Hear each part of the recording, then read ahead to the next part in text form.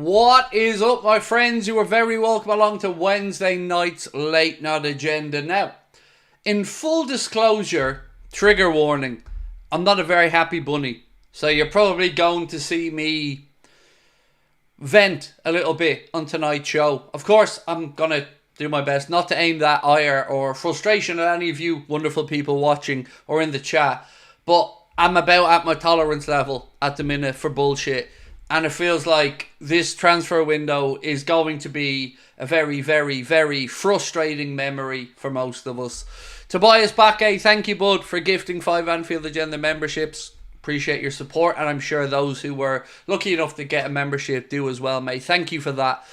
So, again, look, 9 days left in the window, and I'm still supposed to be hopeful and believe and give the benefit of the doubt when every single day it feels like I'm waking up to hear that we're being asset stripped of young talent, or that we're sending people out the door with nobody coming in. And I'm struggling to see the future. The dots joined and the rest of the stuff makes sense. So it looks like we could see Doak, Gordon, Morton, Pitaluga, Scanlon, Beck, Bajcetic, McConnell, Blair all depart in one way or another, whether it be on loan or whether it be sold. It feels like we are being shafted yet again. Talk about Mohamed Salah's future. Talk that he may even end up at a London club when his deal at Liverpool comes to an end. It is nothing other than a shambles, my friend. And we're still sitting here waiting. And yet some people are going to give them the benefit of the doubt even more. How long do we have to wait before we're justified in asking what on earth is happening? There's no way any of us can expect 3 incomings in 9 days with outgoings and everything else after we've had 2.5 months of nothing. We're not idiots. We deserve to be told what the hell is happening. Now, I'm not saying we deserve to be told the inner secrets of the football club, but how often are we going to be asked to be patient? How often are we expected to give the benefit of the doubt to owners who quite simply do not give a damn? How often? I ask sincerely, how often? Because history tells us that they aren't going to be the most high spending, to say the least. But that's been acceptable to some, and we've had some success. But nobody is going to convince me that doing zip in this transfer window is somehow going to be more beneficial to Arne Slot than bringing in players. I'm not having it. I'm not going to accept it. It is absolute pony of the highest order. How long does it take to figure out who you want? Why are we waiting for this mad dash at the end of the window? It's insanity. And we don't want the excuses about how difficult it's been or how short a turnaround that there has been. Because here's the thing. Yes, Michael Edwards and Richard Hughes may have only come back to the club, but the scouting network and system has been there all along. Fallows, Hunter, they've all been there. Will Spearman. Why are we again being taken for idiots? What are they doing to justify their existence at the club? Selling young players is not going to benefit us. Bringing in nobody is not going to benefit us. Telling us that you have it in hand with 9 days to go is not fooling anyone. Get the finger out. Show us that you want to win. Show us that the owners genuinely care. Because right now it feels like we're either being asset stripped of youth, or that the owners are just trying to bring in as much money as they can for some unknown reason that I can't figure out, other than to maybe line the company accounts. I'm not having it. It's absolute nonsense. Yes, we won our opening game. That's great, and we'll win many more. But there is no rhyme or reason to going into a season weaker than you were the season before, and nobody's going to convince me otherwise. Essex Copboy, I owe you an apology, bro. Yesterday, just as we finished the stream, your super chat came up and I never got a chance to read it out. So I'm going to read it out now because I still have it here from yesterday. but I just want to say thank you as well. Said, I personally don't understand selling Morton or Doe. Kept trying Porto attack in his pocket in the Champions or in the Europa Conference League, even though there's 21 international. I see him as a full international. Doe future Salah successor. Well, Doe could be a future Salah successor, certainly, but he's open to being sold this summer according to the club. So that was your super chat yesterday. Today, bro, I'm going to go through the one you have. I'm going to ask a fun question today, Craig, being that you are from Ireland. Is there any Irish talent that you'd love to see in a Liverpool shirt? You'll never look alone. By the way, my mum's been discharged. That's brilliant news. Thank you. And I'm so glad your mum's home with you guys. That's awesome, mate. And lots of love to you guys on that one. Is there any Irish talent I'd like to see at the club? Yeah, the goalkeeper we already have at the club, Caoimhín Kelleher. I wouldn't mind seeing Evan Ferguson in the future as well, but Evan still has a bit to catch up on, in all honesty. He's had a bit of a stop-start season. Right, Callum, thank you for your super chat. Evening, Craig. What's your top 4 prediction? Arsenal to win it, City second, Liverpool third, Villa fourth, United or Spurs 5th, 6th, something around that mark. Maybe Chelsea could be up there as well. But yeah, top 4, I'd say, in some order, Arsenal, City, Liverpool, Villa. It would be my guess. I've been impressed by what's gone on at Aston Villa over the past few years, and certainly they're looking like the real deal. Why is this? There it is. Sorry, my back-end system was glitchy a bit there. Another one from Stevie Boy that I need to get through. Thank you, Stevie Boy. Stevie Boy has said, so the revenue from sales should be going to any incomings. If not, why? And what's the story about building a spine for next summer? There's so many contradictory things happening, mate, that don't really line up with what we're being told about, especially putting faith in future young players. So what's the point in going in and bringing in your Bobby Clarks of this world if you're going to just flog them on without really giving them an opportunity to shine? I don't get it. Loan him. Why do we need the 10 million so badly that we have to cash in on Bobby Clark? It doesn't make any sense to me. And like Stevie Boy said, the revenue from those sales should absolutely be going back into player purchases. But it feels like Michael Edwards has a hard-on for unicorns. And what I mean by that is, unless there is some absolute wunderkind who's available for a packet of Smarties and a bag of Monster Munch and is willing to come to Liverpool and doesn't expect first team football and hits all the metrics, we ain't signing them. I'm baffled. Every other club has managed to do good business in this window, or at least business in this window, and we're still being lied to about the future. Still being told that everything is in hand. Trust Edwards, trust Hughes. Sure, the window's not closed yet. It's nearly closed. And again, not one thing. What are we waiting for? I'm going to give you a take from somebody on the blue side about Salah tonight and why he thinks that Salah could actually leave in this window. We're compounding our problems for next season, said Chris Chan. Exactly, Chris. Exactly. Fans can't keep writing off seasons while the owners keep going through some weird process that in their minds is going to do us a favour.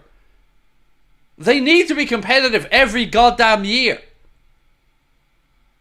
And last year we fell away at the end of the season. So it shows us that we don't have strength in depth. And Salah and Virgil and Trent apparently aren't even wanted at the club, if you were to believe the lack of transfer or the lack of contract options given to them. I'm baffled. I'm truly, truly baffled. Liverpool will sign Inacio in the coming days. I don't think they will. I'm not saying we definitely won't sign anyone, but I don't think it's going to be Inacio. I don't think he fits in the structure of the way we play. And again, if it is him, what the fuck are we waiting for? Why are we waiting around for Inacio? Could have had him last year, could have had him in January, could have had him this summer. And sitting around isn't going to get many cheaper as the end of the window comes closer for Sporting, who need to get an option to bring in themselves. They're just going to want more money. So whatever it is that we're trying to figure out, why is it being left so late? Why is it... Or is it just that there isn't anything? That's the thing. Because nobody seems to know. You'll see journalists writing about targets in a vague term, but you don't see one name, not one name of somebody who Liverpool are going after. Not one. But they want your money. Oh, don't forget your £80, £125 for your jerseys, or your season tickets, or the Annie Road End expansion that they've already been repaid some of the money for, but that extra footfall hasn't been put into the transfer kitty. They can't lie to us about the wage bill being overly high because they've freed up £18.5 million a year from that. They've brought in money from sales. So, John, I'm going to ask again, where's the money? Because we're not idiots.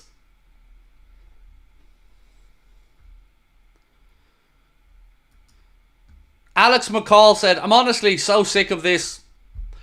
It would kill your excitement. What clubs don't build? Ours, apparently. And you're right, it would. It would ruin your excitement. It would ruin your anticipation and a hope for the upcoming season. It's counterintuitive in my mind, unless your owner just doesn't give a damn. But everyone keeps telling me I'm wrong about that. You know, all the elites who are sitting up there in their ivory towers, who are circle jerking each other off, telling us how great FSG are. Well, what are they doing? What are they doing that is so great right now? Other than fleecing everybody for overly expensive jerseys, merchandise, season tickets in the Annie Road End, hospitality tickets galore. What are they doing that's benefiting the normal Liverpool fan anywhere in the world? I was watching the LFC TV channel earlier on, which I pay £9 a month for, same as everybody else, and the audio was so goddamn bad that I wouldn't even put it out on a YouTube channel. The microphones were peaking every 2 minutes. Pop, pop, pop, pop, pop. Invest money in the right areas, you cheap fuck. It's honestly pathetic. You can't even get your club's TV channel right.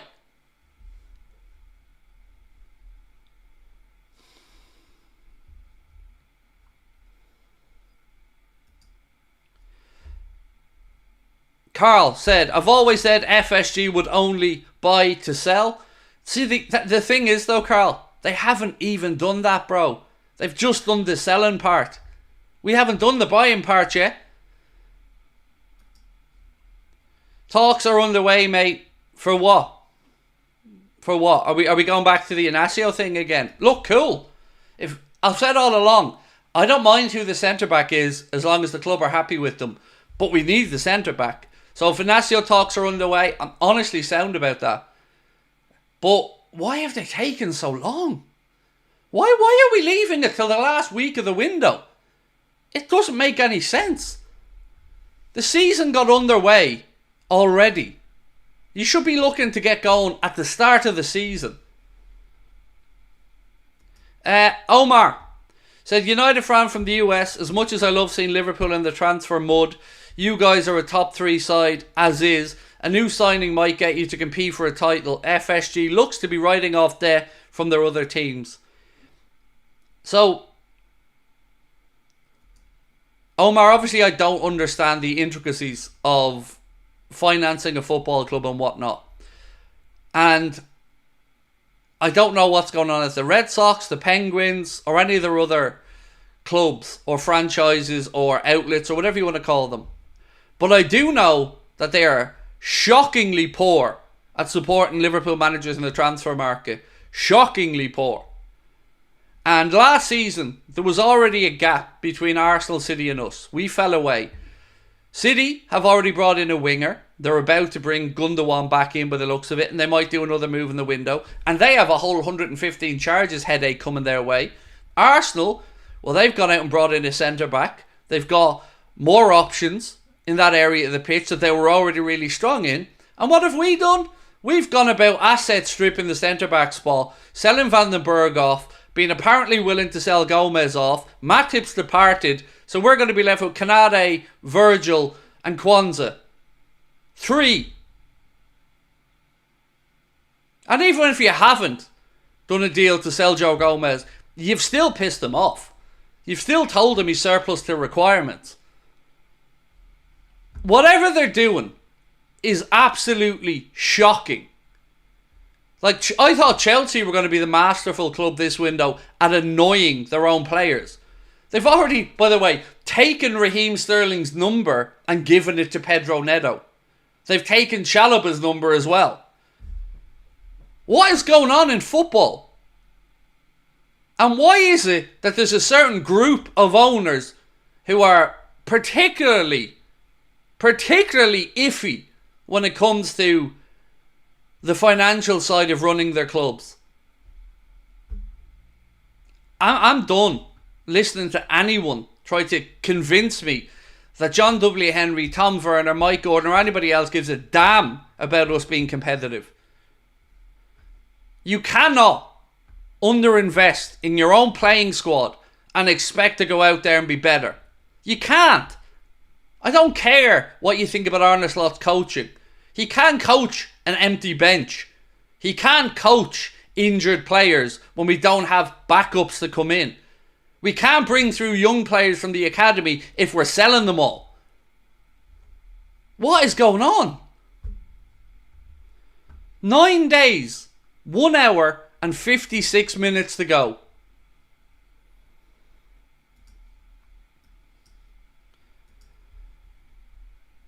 LFC Ryan said, "Hi Craig, hope you're good mate. I've been completely baffled by the way we've handled this window. Specifically, why do we wait so late to sell?" I don't mind how late we wait to sell.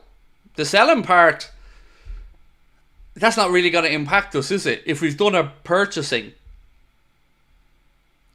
So it looks like Sepp Vandenberg's decision is going to be between Bayer Leverkusen and Brentford.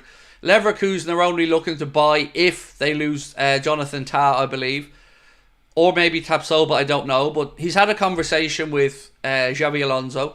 Thomas Frank and Brentford look like the front runners at this moment in time. It's going to be about 20 to 25 million all in. On top of the 8 million from Solanke. On top of the 20 plus million we made from Carvalho. After paying out Fulham's. On top of the wages we've saved. What are we doing with it? And then we're selling Bobby Clark. That's another 10 or so. What are we doing with it?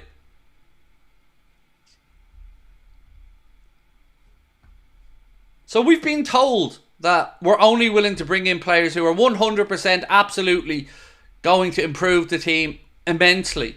Brilliant. Do it then. Stop telling us what you're going to do and do it. Or there is going to be big issues amongst the Liverpool fan base. Big issues, because I know people keep thinking that we're this fringe little element of Liverpool fans who are pissed off with the owners, but I promise you, whatever they think, they're underestimating it. Again, our own poll last night, with 4,500 plus votes, 71% said that FSG are not good owners. 71%. But the Echo published poll with YouGov and Bet365, I think it was, showed somehow 69% of Liverpool fans are happy with the owners. That's a very selective poll, if that's the answer. Now, I'm open to my poll being very skewed in the opposite direction, of course, as well. But we're not idiots. It feels like we may as well close the academy at this rate. Yeah, it's us fans that are the problem, right? Exactly. We don't understand. We're tickos. We're just here to be milk dry of money.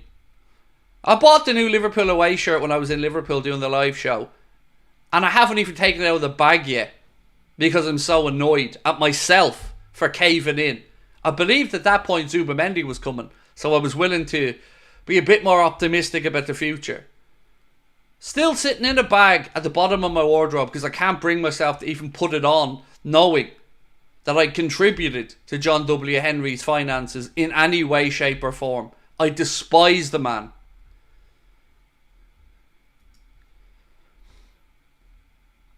Are people mad to want Sterling back? Yes. In short. Absolutely mental. He's not good enough anymore. He's not good enough. And we got a little flavour of the Raheem Sterling throwing toys out of the pram experience with his little BBC interview way back when as well. Simakan, great, but needs two striker like Haaland type. So on Simakan, I'm going to move on to talk about that in a second. Frozen said Jordan Henderson said he felt unwanted. Might have had a point looking at Salah, Virgil, Trent, the youth players and the rest this window. FSG rotten to the core. Love the show, mate. All the best. So, of all the players who had no right to feel unwanted, it was Henderson. Because the manager went to bat for Jordan and got him a new deal. Pushed back against the owners who don't like giving out extended contracts to players that are into their 30s. And the gaffer fought for him, got a deal, and then it was thrown back in his face. So, I'm not saying Henderson may not have had a point overall, and I'm not saying that certainly there might be people at the club who feel a little bit unwanted, but I don't understand how this is in any way acceptable to anybody at the club. What's happening in this window? It's madness. The only way FSG will get the message that we as fans are unhappy is if we boycott games and stop lining their pockets.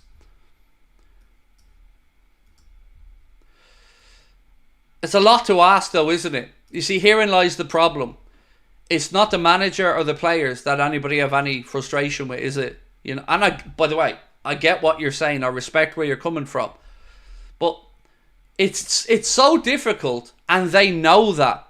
They know that it goes against everything all of us fans stand for, to turn our backs when the boys are on the pitch or when the manager's on the pitch. They know that because they're not the issue. They're the ones we support. They're the ones we get behind. They're the ones who we're emotionally invested in because they're the ones that we idolise. The owners, as I've said many times, they should just be background noise. We shouldn't even have to pay attention to them. But they keep making sure that we're annoyed. They keep making sure that their motto, their ethos of under-promise and over-deliver is laughable. Absolutely laughable. So let's get to the news. And thank you to everyone who's coming in, by the way. So let's talk about Simakan. There was a report today that said, once again confirmed, Liverpool continue to have interest in Leipzig defender Mo Simakan. It's not advanced or concrete, but Simakan is still on Liverpool's list. Juventus are keeping an eye on the Frenchman as well. He is not unhappy at Leipzig, however, he is open to the next step. There generally is a lot of interest in him. I just have to make sure. Yeah, okay. I'm trying to keep up with the super chats and make sure I get everyone's comments up on screen, so bear with me while I go through them. Demon Jedi Gaming said, controversial opinion here, but how about we just take a step back? Where is the club now compared to when FSG took over? Doing pretty well, right? Yes. No denying that. And I'm happy to take a step back for a second. You are 100% correct, my friend, to say that the club is in a far better position now than when they came in. Absolutely. I think that's more than fair. But how many times do they want to finish second? How many times do they want to be just a little bit away from more trophy lifts? Because you don't get to the top of the mountain and fall back down the mountain. And we have not looked like defending our league title when we won it, looked like defending our European Cup when we won it, nor have we looked like we've been ambitious in trying to strengthen against what we're up against. Now remember, when they came in, there was a couple of things involved. And mainly it was the top 4, top 5. Now you've got a top 8. You've got Spurs who are more competitive. You've got Villa who are more competitive. Newcastle who are more competitive. So times have changed. Football has changed. And absolutely, they have improved a lot. They have. I'm not going to deny the obvious. But again, that shouldn't be the threshold of we got there, we need to stay there. We need to stay at the mountaintop. We need to continuously invest in the squad. And be realistic about it. Like, I don't know a Liverpool fan who expects 250 million spent every summer net. We're not lunatics. But to do nothing after bringing in a new coach and not back him publicly, to still not have even given an indication of release when the third kit is going out. There's just so many things that are publicly a bad look for these owners. Young players wanting out of the club. Players who we've brought in thinking and being told that they're going to be coached to find a way through to the first team and save money in the long term. Well, they're just being sold on for a profit now, and that profit's not even being reinvested into the playing squad. So, again, my man, I get you. And I am not a hater for the sake of hating. But I'm also not going to have the wool pulled over my eyes every year and continue to fall for it. So the main stand, or the Annie Road end, has already been repaid through that, or almost repaid through that sale that we spoke about yesterday of $100 to $200 million. Redbird Capital and the money that they sold covered a good chunk, I know it was across all of FSG's holdings, of the money they paid for the club. We were told for years that the wage bill was high, and that was part of the reason why Liverpool couldn't be competitive, but yet none of us were able to figure that out, because why is our wage bill so high when we don't have ridiculously high earners outside of Salah and two others? There's a lot of stuff that we're being asked to take a leap of faith in without any proof.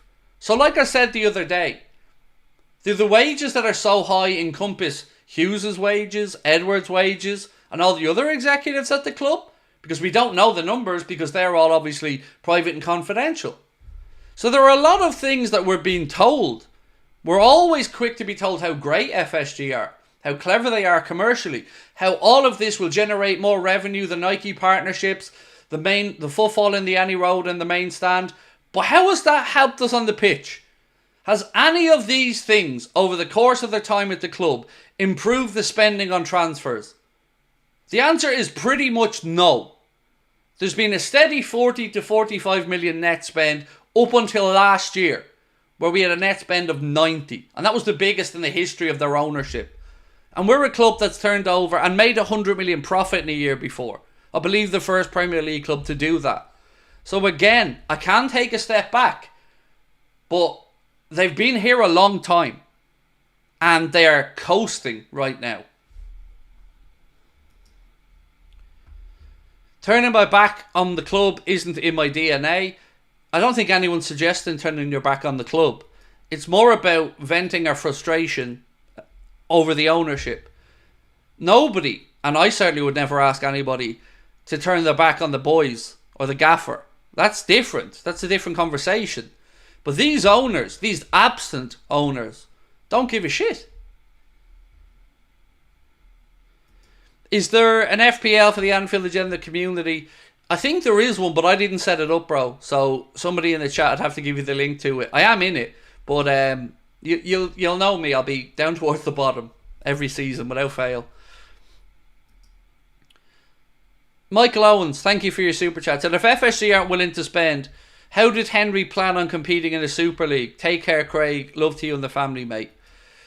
Exactly, but do you know what the great thing about that Super League that he signed up for was? It was a closed shop. Much like American sports, where there's no relegation, no promotion. Guaranteed money every single year. Guaranteed. Just money, money, money, money, money. And you don't even have to be overly competitive. That's the dream John was going for. Get into a Super League where you can't be booted out of it pretty much, and there's never ending money coming in, and you don't even have to be particularly fucking competitive. So yeah, again, I'm just done with it at this point with these owners and their transfer spends. Essex Copbite said, my fear is they are recouping money to buy the Celtics.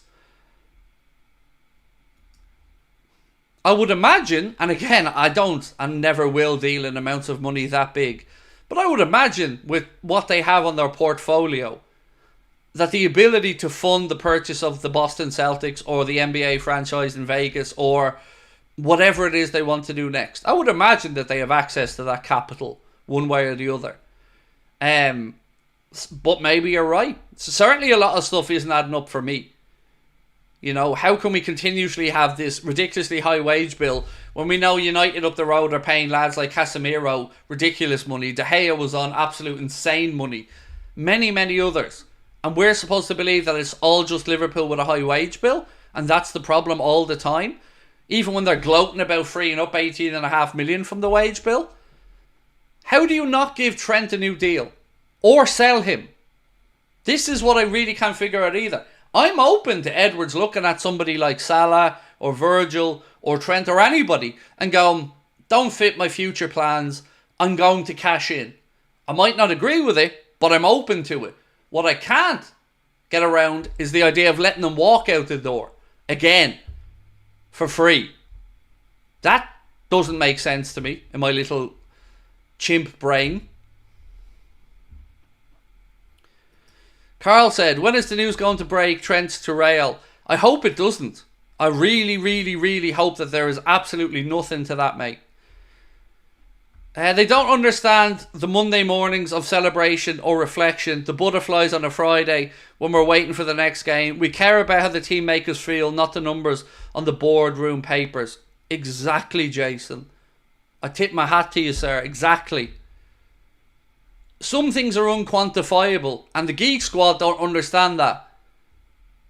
The Geek Squad get a hard-on for the numbers. But as you've correctly said, Jason, some of these things for us are immeasurable. Walking on air when your team has won at the weekend. Going in, if you're in an office or in a job, ready with banter to absolutely slaughter your opposition fans in there. In a fun way, of course. They don't understand it. Because they clearly don't feel what we feel. You summarised that so well, Jason. Thank you. Craig, Griezmann release clause is 10 million. Just 9.5 million too much for me with Antoine Griezmann.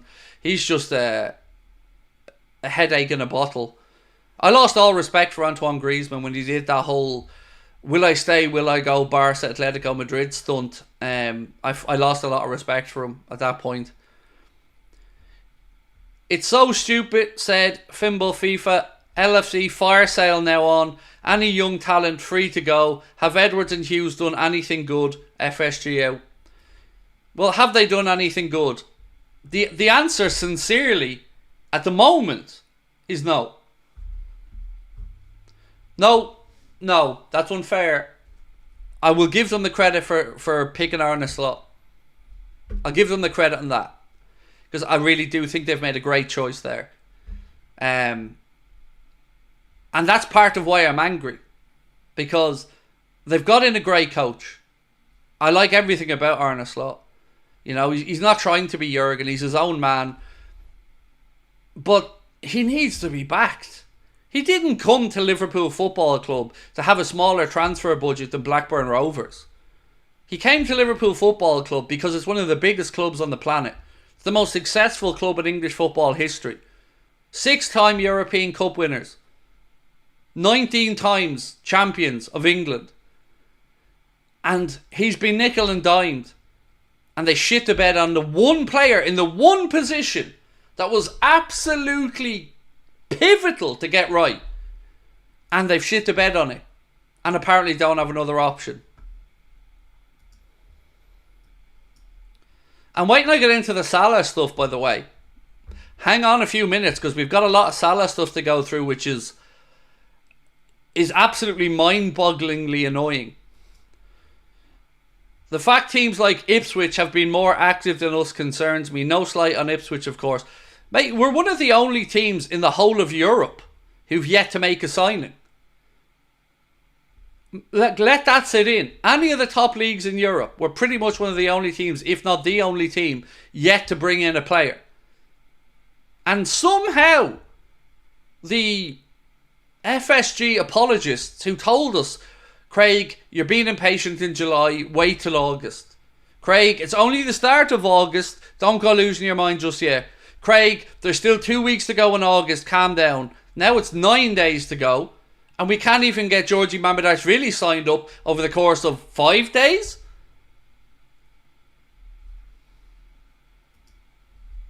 I'm not wrong. Marcus said, not in a bad way, but I enjoy your ranting. Do you know what, mate? Honestly, sometimes I enjoy it because I need to get it out of my system. I hate having to go at anybody in the chat or anything like that, unless they've been an asshole. But I'm going to use an example. Goldbridge never accepts he's in the wrong. Never. there's a little storm of brewing between himself and TalkSport as well, because as I've always said to him, whatever he thinks I know, and whatever he thinks I don't know, I fucking know. And now he's being bullied apparently. He isn't the bully, but he's being bullied apparently is the cries now. And he left that job for other reasons than the actual reasons. People like that do my head in, because the whole world knows it's bullshit, but yet they still bury their head in the sand and treat people like idiots.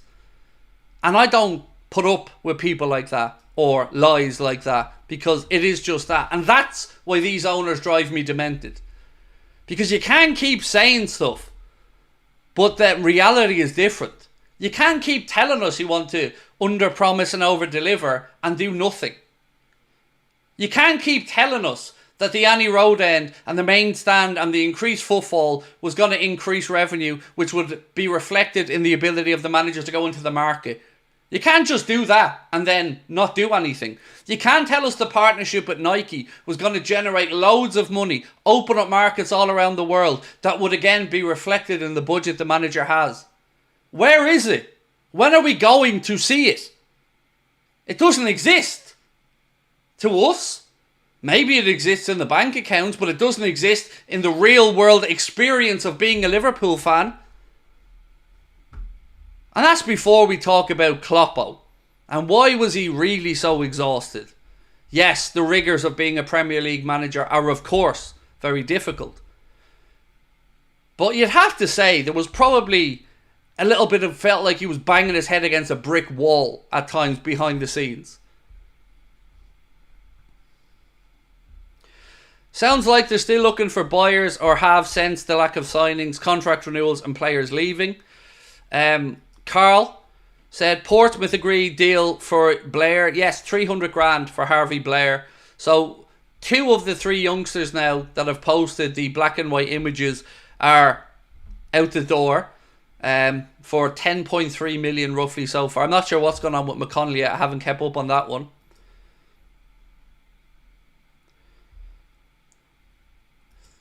All Red Liverpool channel says wait till January. All Angry Craig says it'll be the same. You'll be told in January that it's not an optimum market, that prices don't reflect good value. There's always the promise. That's I said this at the start of the summer. There's always going to be that lie at the end, the promise, the kicking the can down the road, that I swear it'll be better next window. But it never is. And people still fall for it. Mental. Anyway, let's talk Mohamed Salah for a minute, because there's 2 things I want to draw your attention to. Firstly, according to The Athletic, Mohamed Salah, who has less than 12 months remaining on his current deal, could be open to signing for a team in London if he leaves Liverpool at the end of the season. The report does go on to say that Salah wouldn't jeopardise his legacy by moving to United or City, but he would go to London. Well, with all due respect, it doesn't matter where he goes. If Salah leaves Liverpool and goes to another Premier League club, he's certainly dampening the legacy. We'll always love the man. He gave his all for the club.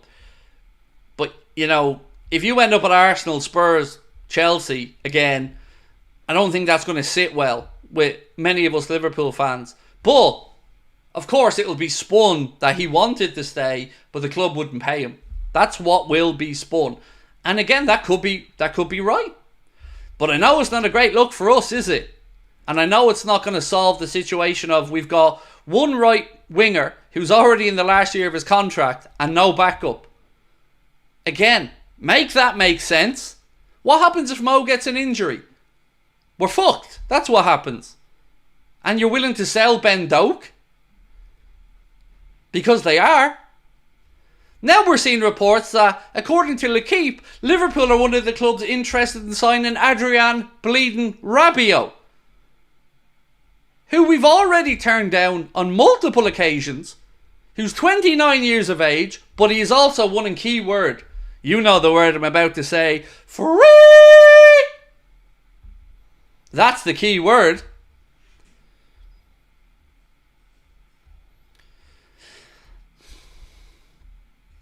So, former Everton chief executive Keith Wyness told Football Insider that there is a considerable clamour in Saudi Arabia for Mohamed Salah to sign for a club in the country. Wait until I read this out to you. I still think Mohamed Salah will go. I could be completely wrong, but when I've been in Saudi recently, I've seen the clamour for him to come. Ronaldo has probably got another season after this, so they'll want Salah in as the face of the league. I could be wrong, and it may not be possible, but I think Liverpool would be better off cashing in on him with 1 year left. It may have been kept quiet up until now.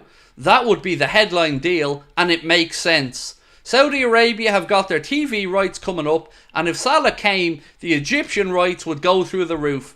There are a lot of reasons why it makes sense. So that's a former executive from Everton, who obviously understands the intricacies of running a football club far better than an idiot like myself. And if he thinks that there's a possibility that Salah goes now, you can't rule it out. I still think it's very unlikely, but I also think letting him go for free is the height of stupidity.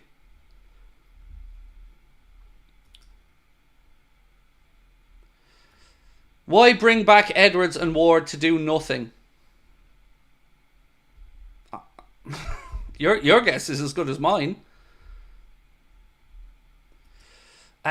Fimble FIFA said, yeah, forgot they got FIFA in and I'm in love so far, but it's, forgot that they got Slot in and I'm in love so far, but it's ridiculous that that's all that they've done. I know. So, here's my question to anybody who drinks the Kool-Aid. Do you remember when you were told that Arne Slot needed to have June to assess his squad, and then he needed to have the American preseason tour to assess his squad? So the squad was assessed. What's happened? What's happened? He said he needs a number 6. Has he got one? No. Why hasn't he got one? Because we went after a player who's notoriously difficult to get out of Sociedad, who strung them along for 2 weeks and then shafted us and left us without a number 6. But that's okay though, because they tried. Like they tried for Tchouaméni, like they tried for Caicedo, like they tried for Lavia, like they tried for Zubamendi. They tried. Well, that's okay then. We tried. I tried not to hate you, John, but guess what? I don't like you very much. But that's alright, John. I tried.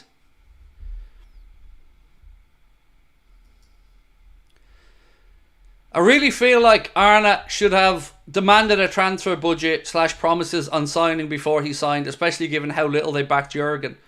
He might have had one. You know, I can't imagine he would have jumped at the because remember, he turned down Spurs we know of. There was talk of Chelsea, and I think Leeds were mentioned with him as well. And we were the club that he was willing to take the leap to come across.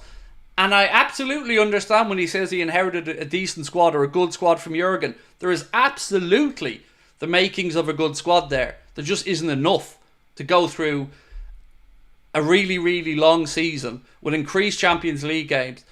There just isn't enough. And we've got some injury-prone players. Virgil van Dijk got in the Premier League Team of the Year again. And our club don't even offer him a new deal. The captain. How do you think Virgil feels about this? Of course, publicly as a professional, he'll say all the right things. But you can't tell me he's not a little bit disheartened that the club don't view him as a big enough priority to give him a new deal. Or to even start talks over one. TOTT2KZ1 said, FSG will sell Liverpool at its peak value, but they don't realise the more trophies we win, the more the club raises its value, so they need to spend. So I said the other day, whatever we think of Barcelona and Real Madrid, at least their fans, the socios, the members of the clubs, have the ability to remove the president if they don't believe they're doing their job. So if Florentino Perez absolutely made a mess of things, at least Real Madrid fans could vote him out. Or Barcelona fans could vote Laporta out. We're stuck with this.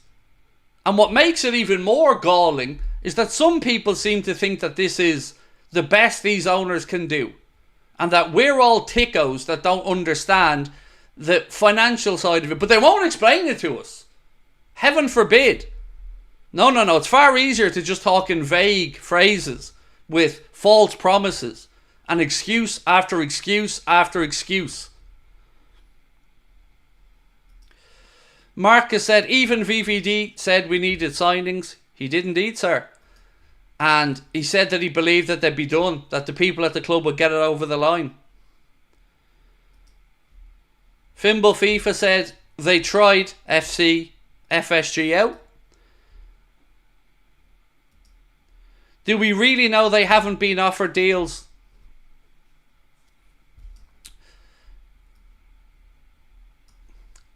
If we're talking about Virgil, I feel very, very, very, very confident to say he hasn't. Don't know about Trent. Can't answer that one. Don't know about Mohamed. But I'm almost certain that Virgil hasn't been offered a deal. I'm sure there's even audio somewhere of him saying nothing yet. Could be wrong on that though. But I'm pretty confident he hasn't been offered a new deal.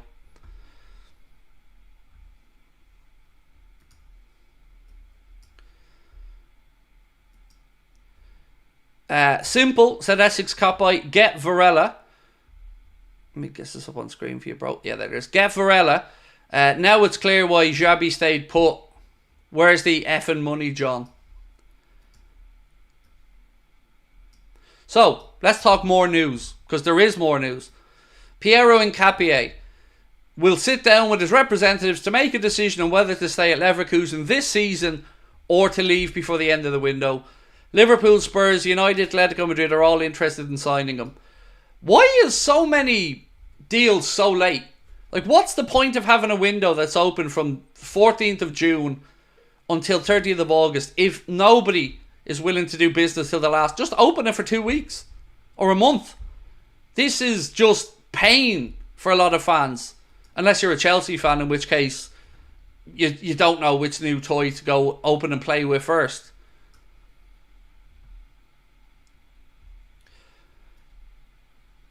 I don't know, lads. Honestly, I'm apoplectic at the minute. So, on Harvey Blair. Portsmouth have agreed a fee with Liverpool for winger Harvey Blair. The 20-year-old is closing on a permanent exit after a bid worth £300,000 was accepted by the Reds today. He'll now undergo a medical and will become a Portsmouth player soon, by the looks of it. Don't be jealous, said Brian.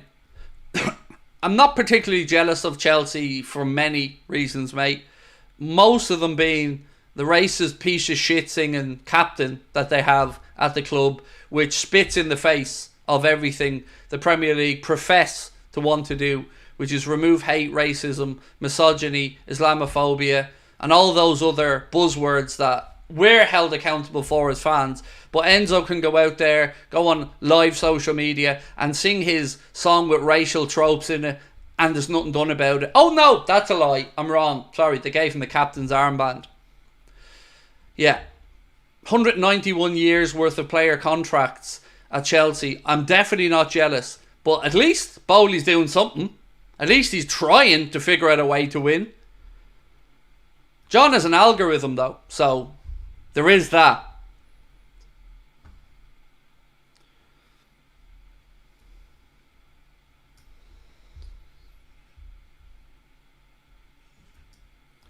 So there is a little bit of good news today, and that's at least we get to laugh a little bit at Manchester United, because they got one up on us earlier on in the window when they got Lenny Yoro in. Whichever way you look at that, I do feel like they got one up on us. You can talk about the wages, and I understand your point. I really do. But at least we've been able to get the deal for Georgi Mamardashvili ahead of them.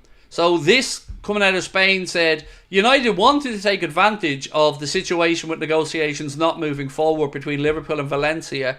But the goalkeeper is now closer than ever to joining Liverpool as they've raised their offer. Valencia dropped their demands only because Liverpool agreed to sending him on loan back to them for a year, as well as raising their offer a little bit. So it looks like what we thought was the case is going to happen, that instead of paying 40 million euro, Liverpool are going to pay about 30 million euro and loan him back to Valencia for the year with no loan fee, which again, I can understand that deal. You know, if it saves you 10 million, he's still going to have a full year playing football Granted, it might not be in the Premier League, but Valencia is still a decent place for him to play football at a high level, so he'll come in then next summer. So that's fine. I've never had an issue with the Mamardashvili deal, but it doesn't help us right now. And the season's underway. Benjamin, how are you, bro? Let me get your super chat up on screen. Oh, by the way, I've got some more mugs. So what we're going to do first is get all of our moderators' addresses and stuff and post them some mugs. But we are closer to getting the ones to put on general sale, by the way. Just wanted to give you a heads up on that. I collected some more today. Morning, Craig. You know Hincapié isn't first choice. I'm struggling to see who we can sign. You remember how vilified Suarez was to Enzo? Oh, I know. And not just him. There was more uproar even over other non-Liverpool related bits and pieces like that. But yes, mate, I do.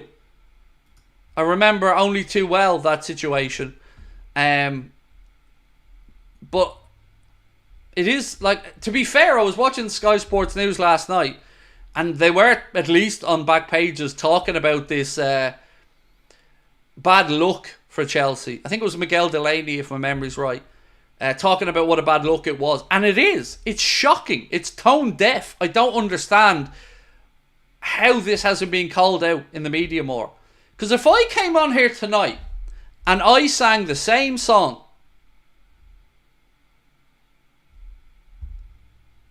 how do you think that would end up? Do you think I'd still be able to come on here tomorrow? Probably not, right? Certainly there'd be a pile-on and there'd be a lot of people asking for me to be cancelled, but I'd never sing such a song because I'm not a scumbag.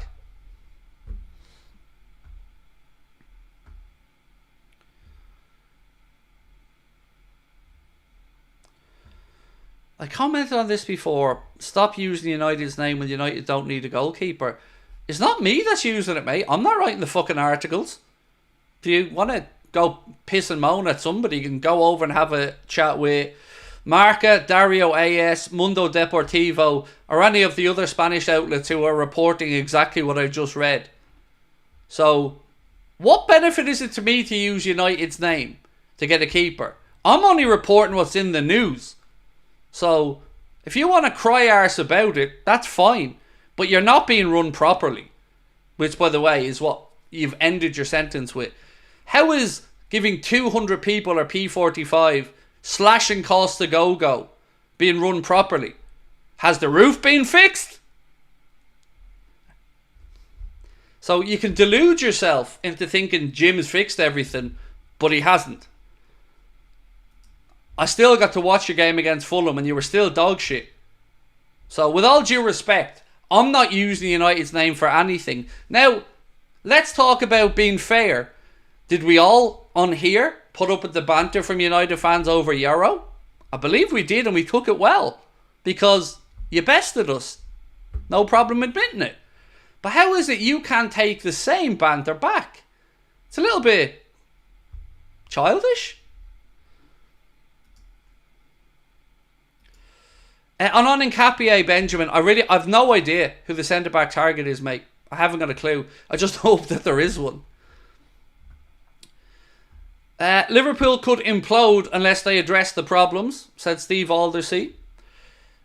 It's not a good look publicly, mate, is it? When fans are frustrated, players are wanting out, players who've served the club well and loyally aren't being offered new deals, nor are they being sold to fund other deals. There's a lot of stuff that really just doesn't add up. And you can't forever give the benefit of the doubt to owners that continuously shit the bed.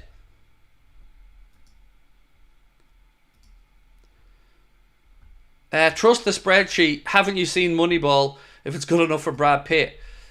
And to be fair, we did discover Andy Robertson through this type of background work, and I'm not against anything being used in a football club if it gives you an edge. I'm not against AI being used for set pieces. I'm not against the goalkeepers using those view restricted glasses and noise cancelling headphones. I'm not against data. I'm not against technology. I'm not against any of it. Anything that can give you a competitive edge, I'm open for it. Throw in coaches, whatever it might be. All I am against is being told that the owners want to win when their actions show anything but a desire to go out there and win. That's where I'm angry right now. And that's where I'm angry every window under these owners. Because there's always something left undone. Remember John Achterberg, his own words, where if they had have got the Nabil Fekir deal over the line, they wouldn't have had the money to sign Alisson. I didn't say that. An FSGO fan didn't say that. A former employee of the football club who worked and headed the goalkeeping department said, without any hesitation, that if we signed Fekir, the money wouldn't have been there to sign Alisson. So why were we negotiating to sign Fekir? Why did he have all of his photographs taken in the Liverpool kit?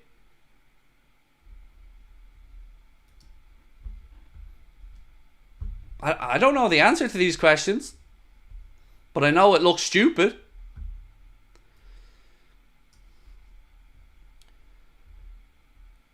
Craig, do you honestly believe that we'll sign a player who will actually play this season?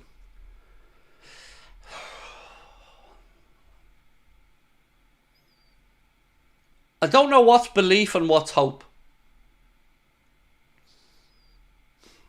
I have to believe that something is being worked on. I have to. Because if I don't believe that they're trying to work on something, that puts me in a whole different place mentally with regards to where this club is at. So I have to believe it. But it's getting more and more difficult as we get closer and closer to the end of the window. The window that, as I've said so many times, 3 signings were reported across the board. A defensive midfielder or a number 6, a centre-back and a forward. And we've done nothing except embarrass the club more.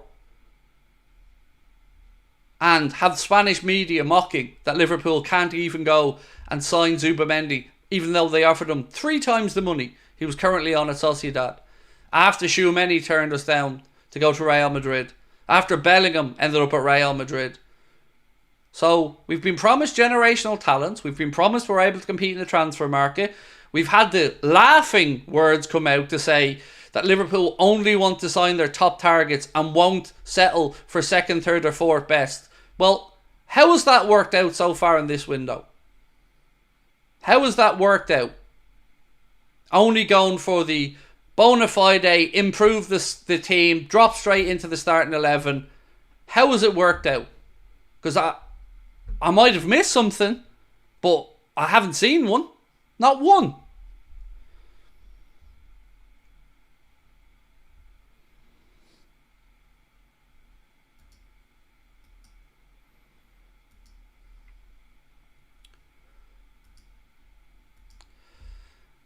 Jerry said, don't forget, when they sell, they will make billions. Of course. And I've always been okay with that, Jerry. And I've been open about that. I have no problem with FSG buying Liverpool for 300 million quid. And whenever it is that they piss off making 4 billion quid profit. I have no problem with that. As long as during the intervening years, they're doing their bit to give the manager and the fans a chance to go and win. And a lot of the time under Jurgen, they found a way to do that. They did. But they never pushed on from it. It felt like that they rinsed every little drop of energy out of some of these guys. Most Liverpool fans will say we still haven't gotten to the replacement Wijnaldum part yet. The Echo wrote a piece, and I've banged on about this all summer, at the start of the window, saying Liverpool are now in their 4th year for a search, or at least 3rd or 4th year, searching for a number 6. So that's 3 or 4 years, 2 different sporting directors, 3 different sporting directors, and nothing. Endo, who the new manager doesn't even want to put in the squad. Doesn't want to give him time on the pitch because he doesn't think he's good enough to fulfill the role.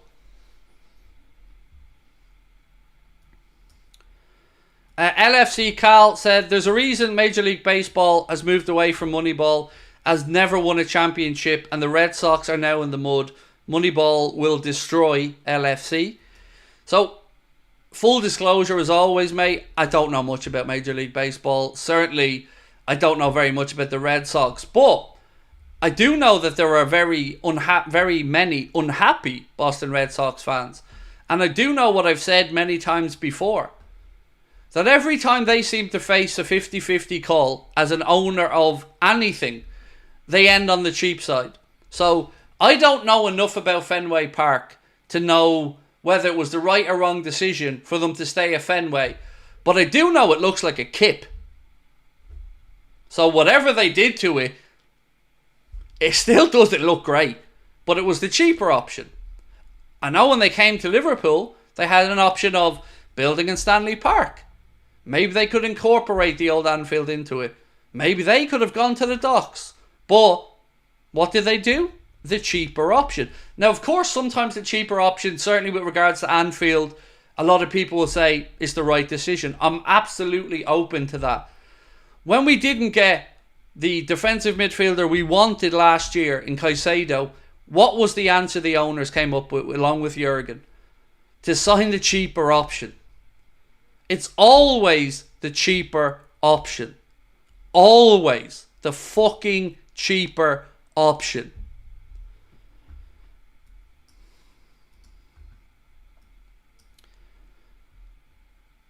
The problem with a third party owning the club is that you can only get so high up the ladder without making a profit. It's always the case. They could not have hoped for a better investment. I would go as far as to say they will never ever make an investment that they will see multiples of in their profit like they will Liverpool. It has been a wet dream for an investor, because the value of all Premier League clubs, particularly the top ones, because of the television rights deals, have gone absolutely stratospheric. But they're matching their income or their expenditure on transfer, it hasn't followed suit.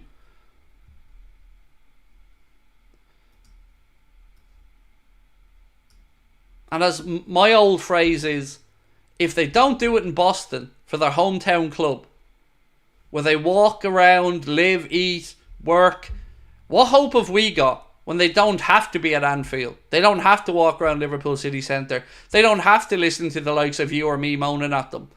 They just tune it all out and stay away from the club, except when it's time to maybe, lift a trophy or we've overachieved in some way. They'll show up for the plaudits. Even Jurgen's goodbye might just be me that feels this way, but it didn't look like John W. Henry gave a shit about Jurgen's goodbye. I don't even remember seeing him smile. I don't even remember an embrace with Jurgen. Like, I don't know. Is he just wired differently? Does he only see ones and zeros when he looks at the world? I don't know. But I do know I don't like him. I do know I don't like him as an owner. And I do know that they're not doing enough to make Liverpool competitive. They're relying on overachieving all the time. Even in the search for a manager, we were told that they wanted somebody who's going to overachieve. Which is fine.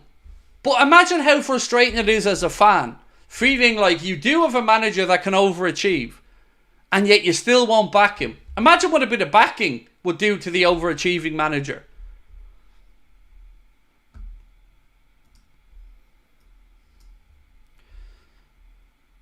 No profit till you sell the club, though. Not true. Not true, mate. They're basically playing with house money at the minute, because they've diluted down their own ownership stake of all of their assets with Redbird Capital's 550 odd million quid investment. Then they had the 100 to 200 million investment from the equity firm last year to cover the cost of the main stand and whatnot. So they've pretty much gotten and recouped a large chunk of what they paid for the club, if not all of it. They're playing with house money now. And here's the thing, not all profit till you sell the club though. Cool, then sell the club. Take that profit and piss off the Boston. That would be my answer. Sell it. Get your money and piss off.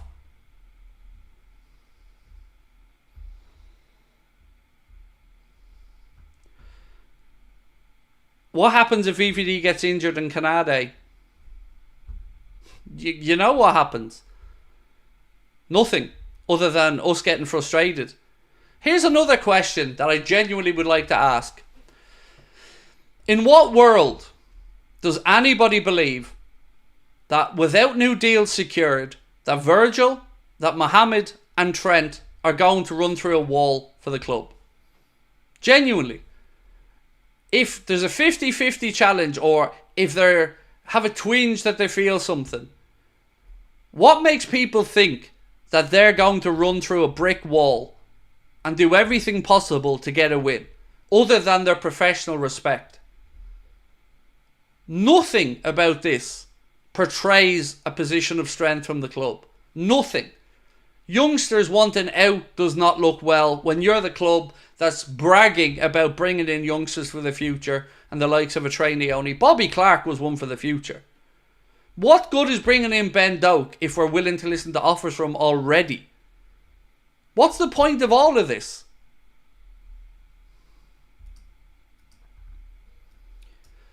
Essex Copite said, gonna quote Bill Shankly, the owner signed the checks, that's it. That's how it's supposed to be. FSG making it all about themselves, get them out.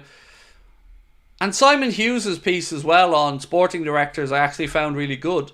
You know, they aren't accountable. These guys like Edwards and Hughes have a huge ability to shape the future of the club, for good or bad, and they're not accountable to the fans.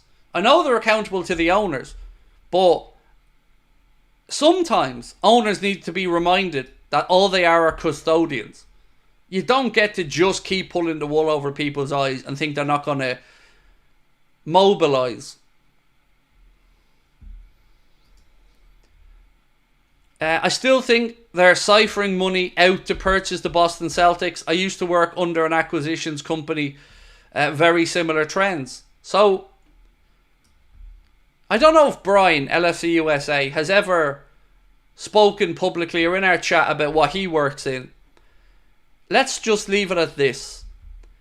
He understands the financial world and the investment world better than most.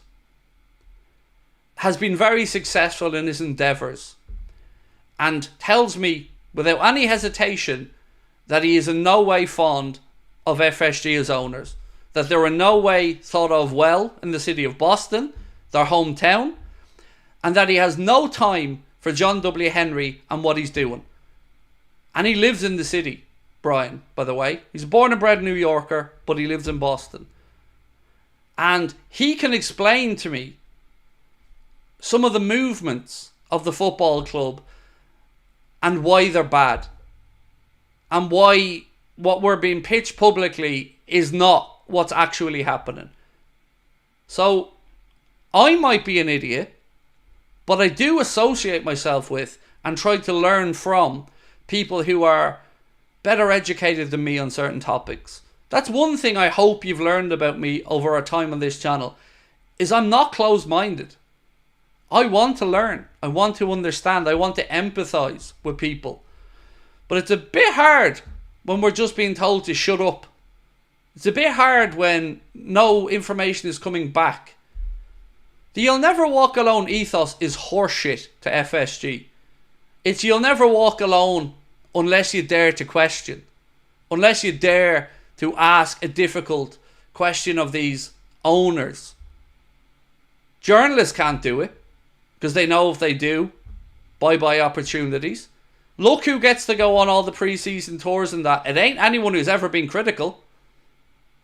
So, it's not a healthy environment that they're trying to create. And it's pathetic. Are they so thin-skinned that they can't answer a few tough questions? If their system is so amazing, what are they hiding? If we're all just tickos, well, educate us. And then all the anger goes away. And you've got the harmony that you want. And you don't get the bad PR.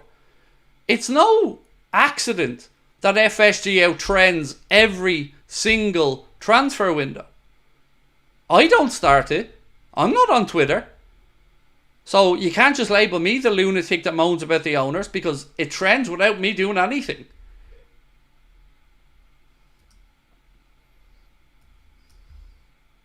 Sean Edwards. The difference between winning the league and fourth is around £10 million. Champions League winner gets less than 20 million. That's why FSG don't care about competing. So, again, I'm going to take your numbers at face value there, my friend Sean, and say, okay, fair enough.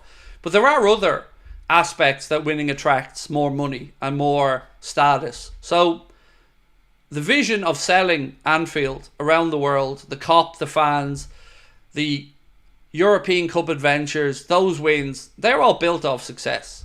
Attracting the big brand partners in, like blue chip companies, as Billy Hogan was only so quick to say when he was over in the States. You don't do that if you're a mid-table club. So you do need to at least be at the top table. But it doesn't feel like that we're the first one to pick the nicest slices of roast beef off the dinner plate. You know, when you're at home and your mum's carving up the meat, Dad usually gets the best bit because, you know, or Mum gets it because she spent the time cooking the dinner. Maybe Mum paid for the roast beef as well. But either way, the kids always get the lesser bits.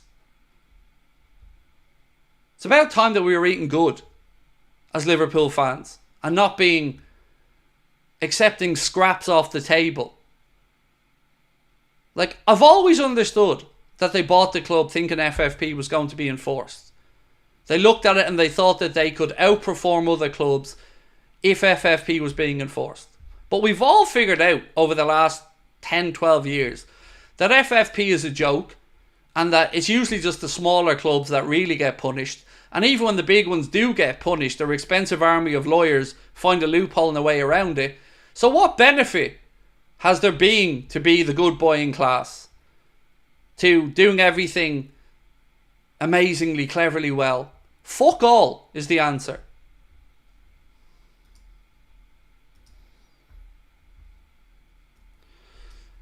The love for Liverpool from FSG died with the Super League. Klopp said no. Mbappe wanted to play for Klopp, as did Bellingham. FSG got revenge on Klopp. Again, I don't know any of that to be the case.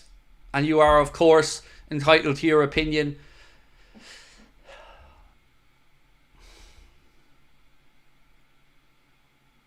I don't know if anything has changed in FSG's minds about the romance of the club or whatever. I don't know. I truly don't. I don't know if the Super League was something that they view us fans as very angry towards. But the fact that they even joined the Super League, the fact that the manager, the players, the supporters clubs, whether it be Spirit of Shankly or Spy on Cop or whomever, season ticket holders, nobody was spoken to about it. Nobody. So for owners that are always trying to learn and make sure they work with the right people, ask anyone. Anyone would have been able to tell them the response that was going to come their way over the Super League.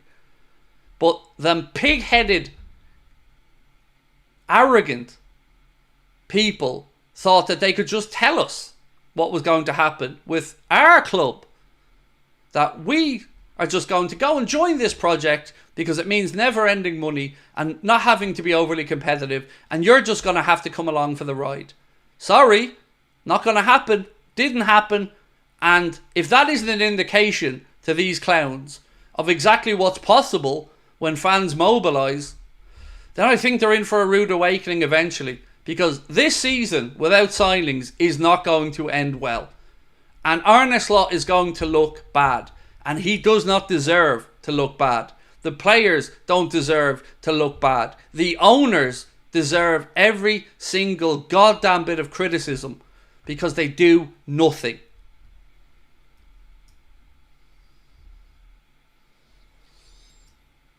Jacob, how are you, my friend? Said, hey Craig, I'm from Leipzig. I really like Simakan. The problem is he isn't consistent, but in his highs, he was man of the match against City in the Champions League. Jacob, I really appreciate that insight, mate. Thank you. I have to be honest, mate, and say I've not watched much of Mo Simakan, so little bits like that from people like yourself who've watched them really mean a lot. So thank you for taking the time to come in. Look, for me, whoever the targets are, I'm okay with, as long as they're gotten. And for us, in this window and in the last window, we've missed out on the big targets. And it's been a trend that whenever there's any competition around the signing, we seem to fall away. Or try to one-up the other club real quickly like we did with Diaz. And that's cool when it comes off. But a couple of deals have stuck out to me as ones that I will never comprehend not getting done. Remember when Luis Suarez was going to Barcelona? We held the keys to that whole deal. And somehow Alexis Sanchez ended up at Arsenal. And I don't care what anybody ever says. That negotiation should have went as followed. Unless Alexis Sanchez signs for Liverpool Football Club, Luis Suarez is not signing for Barcelona. End of conversation. The only way that happens is if Sanchez agrees to come the other way. And whatever Barcelona have to do to convince Alexis Sanchez, well, that's on them if they want Suarez. But somehow, he ended up at Arsenal and we ended up losing Suarez. I'll never, ever understand that. Ever. I don't care if the line is Sanchez wanted to go to London. I really don't care. Find a way to make him happy.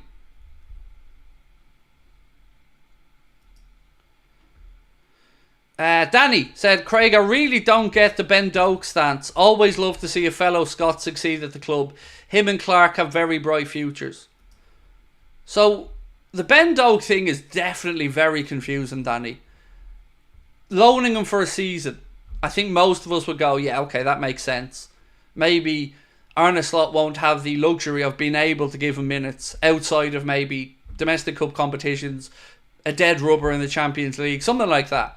So, I do understand a loan. But to make the kid available to sell already? I mean, that seems harsh for a kid who's had an unlucky time with injuries as well. And looks exciting, to say the least.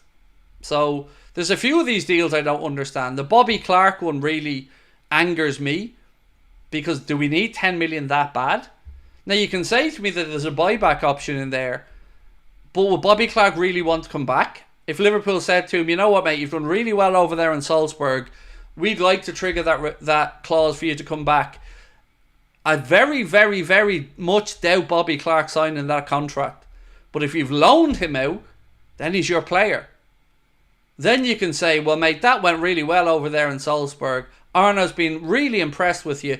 We think you've got what it takes to make the first team. Or, you've had a very good loan spell over there. We've got to have a good look at you over the course of a season. But Arne doesn't feel like you're a good fit for the way we want to move forward. And you make more money. Because he's proven himself over in the Austrian Bundesliga. Either way you look at this deal, I don't understand it. The Carvalho one, I do understand. I can understand how the finances of that deal made sense. But this one for Bobby Clark just feels like a cash grab, and I don't like it. Unless you're trying to do something majestic with that money and you need every penny. But as we sit here now, with 9 days to go, there's no indication that that's the case. Acentino, thank you, my friend, for your super chat. Said, Liverpool is a tale of two clubs, before and after the Premier League. American owners don't respond to fans. Edwards Klopp rift bigger than we thought. So it was interesting, Acentino, reading some of the stuff from Dr. Ian Graham, who, to be fair to the man, said something along the lines of, I won't always pretend that everything was perfect behind the scenes at Liverpool. And look, I don't expect it to be. You know, in any business, you're going to butt heads over certain things. That's normal. And especially when you've got loads of competitive people who are at the top of their fields in certain areas, everyone's going to want to be heard and validated. I understand that. But I don't think it's an accident that when Jurgen left, Edwards comes straight back. Now, I know that they offered him a role that's probably too good to turn down, but as somebody said in the chat earlier on, what's the point of all of that? What's the point of making such a big play to bring Michael Edwards back and trusting Michael Edwards' judgment with Richard Hughes if it doesn't yield results in the transfer market? You know, because whatever we say, the Zubamendi stuff is embarrassing. Now, I'm going to try and be fair here and say Liverpool weren't the ones briefing about Zubimendi. Liverpool wanted that to remain quiet. Somebody else got the story and it broke out. But we did sit back and give him too long to think. We should have said, do you want to come? Here's our pitch, 48 hours. If you want to make the move, we'll trigger the clause by giving you the money or your agent the money to go into the La Liga offices and pay it. Sitting back on it for a week or two, being strung along, just looks... It looks tin pot. It looks like somebody who has a load of computer smarts but not much street smarts. And I fail to believe that Edwards and Hughes don't have the ability to see through some bullshit, because they're clever people, particularly Michael Edwards. I'm at a loss as to how we allowed that to go on for so long and end up with a negative conclusion.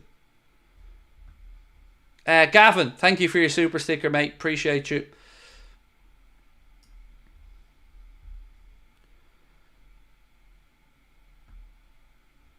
What's this breaking 30 mil for Sepp? Can I get a bit more clarity on that? I mean, has he made his choice yet? Because it feels as if Brentford looked like they were the front runners, based off their need, I think. Oh, here we go. Wow. So, thank you, Mark, for this, and thank you to LFC in the chat there for being the first one to put it in. So, Anfield Sector have posted to say, Brentford have agreed a deal in principle with Liverpool to sign Sepp Vandenberg. They have agreed to pay £25 million plus $5 million in add-ons for the centre-back. Leverkusen are also willing to agree to the deal but need to sell one centre-back. Wow. Good money. Good money for Sepp Vandenberg. But again, for us, it's all very well and good talking about good money being brought in for him or Carvalho, but it has to be put to use in the market. Let me ask you guys a question. I know that there are still many of us that are holding out hope, and I am in that category. But how long before you lose the hope that something big might be pulled off at the end of this window? That's what she said. Sorry, I had to do it. You wouldn't respect me if I didn't say it. At least I wouldn't respect me. How long? Because, you know, in one hand we're told football deals are complicated things with image rights and all these other moving pieces that make it very difficult for them to be done quickly. And then in other ways we see deals wrapped up in 12 hours on transfer deadline day. So I have to believe they're doing something, because I can't think that they're doing nothing other than sales. Like, surely the owners know that if we end this window with only outgoings, no promise of January or next summer is going to wash. Like, fans are going to be frustrated. I've already lost hope, said James Rigby. Keith Dunn said we need 2 defenders now. Oh, I need your help. So we've about half an hour left in tonight's stream. We are 220 likes away from keeping our streak going of 1,000 likes. If you haven't, please do take 1 second. Hit that like button as well. And to those of you who have got tickets for the live shows already, thank you so much. If you haven't gotten your tickets, then... Nope, not that one. Although I do want to talk about that. Charity Beard Shave in honour of Greater Manchester Blood Bikes. Again, if you'd like to donate, do go over and check out, by scanning that QR code, check out their Just Giving page. It is a very worthy cause, and thank you to David for sending it on to me. We're always happy to support ventures that you guys in our community are up to, so thank you on that one. And also, the live show tickets are on sale. You can get them from the link at the top of the chat or in the description of the video. It's an all ages event, November 15th. Right, couple more super chats that I have to go through. Essex Copboy, thank you, sir. To quote Ted Lasso, it's the hope that kills you. So, one of the beautiful things about being a football fan, mate, is that every season we get to dream all over again. You know, it's our year. That's the little running joke for Liverpool fans. And for a while that was a running joke, but then it became a very real belief. So last year, I think most of us felt we probably overachieved at times. And we was the last dance for Jurgen. But very quickly the wheels came off there and we looked like a side devoid of confidence and energy. And we haven't signed anybody else. And of course, some of these guys are going to look sharp at the start of the season. Because some of them, like Mo, Costas, have had pretty long summers. A good full pre-season. But other ones are going to find that time catch up with them as the season goes on. You know, Virgil played a lot of football. Trent, a lot of football. This will catch up on them. Darwin hasn't even had time to have a pre-season with Liverpool yet. So Diogo starting the season and started the season really well. But again, as much as we all love Diogo, do we really believe that we won't see him on the sidelines for a little bit this season? And when he is on the sidelines, then there isn't really competition other than Jayden Danns, who's also out with a back injury at the moment, unfortunately, to put pressure on Darwin. So Fimbo FIFA said, it's not that bad that Zubi didn't want to come. It's bad that we let it go for so long and then say it's him or no one. That's what's making us all mad. Absolutely agree. If I explained it otherwise and I came across differently, well, I agree with what you've written. Absolutely, it dragged on too long. And the more it dragged on, the more the hope built, and then the more devastating the kick in the nuts was when we heard that stream that night where all of a sudden it was decided that Zubimendi was staying at Sociedad. Everybody can understand from a human level how somebody might not want to leave their hometown club. Of course we can. But to, as you've correctly said, my friend, to then tell us that there were no other options, that's the part that really angers us, as you've said. And I agree.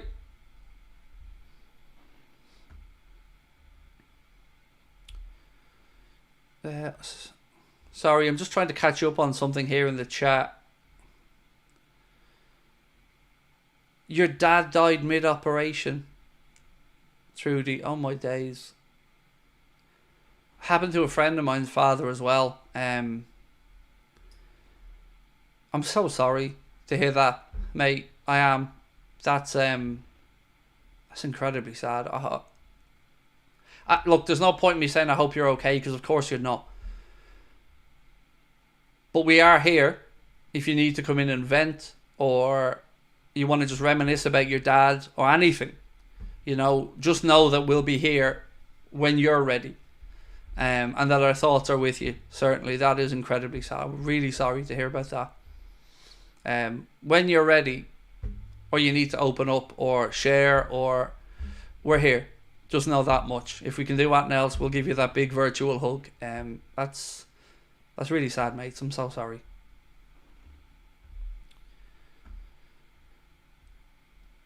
Georgie said, why have a feeling Zubimendi's going to end up at Madrid next season? He could well do. If Xabi Alonso takes that job and Alonso wants to bring in a midfielder and Perez frees up the cash, absolutely. It'll be interesting to see what Sociedad do, though, because they've told him to stay for one more year. So will they roll over then and just allow him to go to Madrid next year, or will they pull the same stuff again? Even apparently his new contract that he's supposed to be getting has felt some frustration behind the scenes. And thank you to everyone in the chat that's putting in love hearts as well, for Trudy. Yeah, as I said, you know, we're here for you.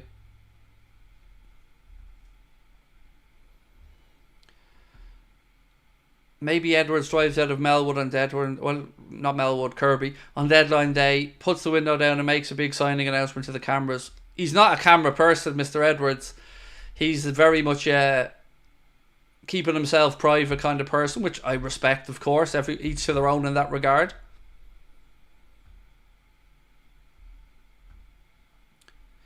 Wouldn't get in the Madrid midfield. I had asked myself that question as well, Jonesy lad. Would he walk in there? And I don't think so.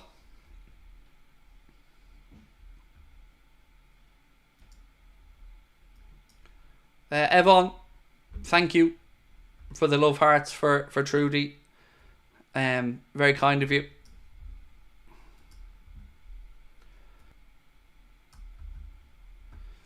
So, I do apologise when I come on and have streams like this where I vent and I'm angry, because honestly, I'm at a loss right now to stay positive. It's been a very disappointing summer.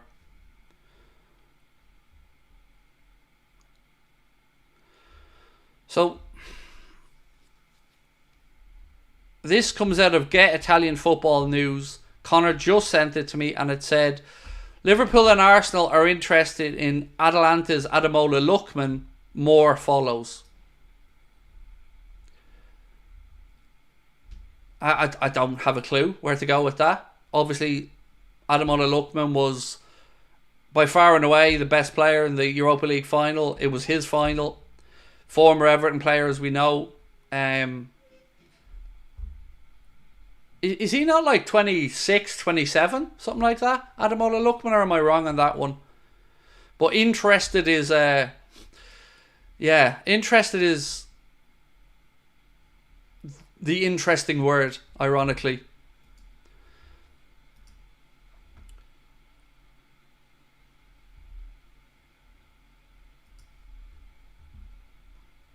And Trudy, love you too, my friend. So, anyone know what? He's 26. 26. I was about to ask. Yeah, 26. I mean,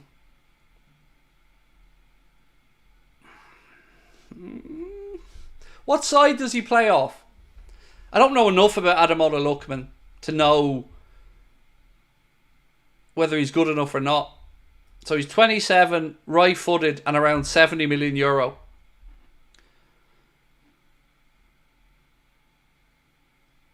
Hmm. 27, right-footed, left winger, and 70 million euro. Am I just insane for thinking, why don't you just buy Anthony Gordon then? Or at least spend that money trying to buy Anthony Gordon? Who, for my opinion, would certainly... He's 27 in 2 months. Sorry, he's 26. He's 27 in 2 months. So, that would be strange, to say the least. I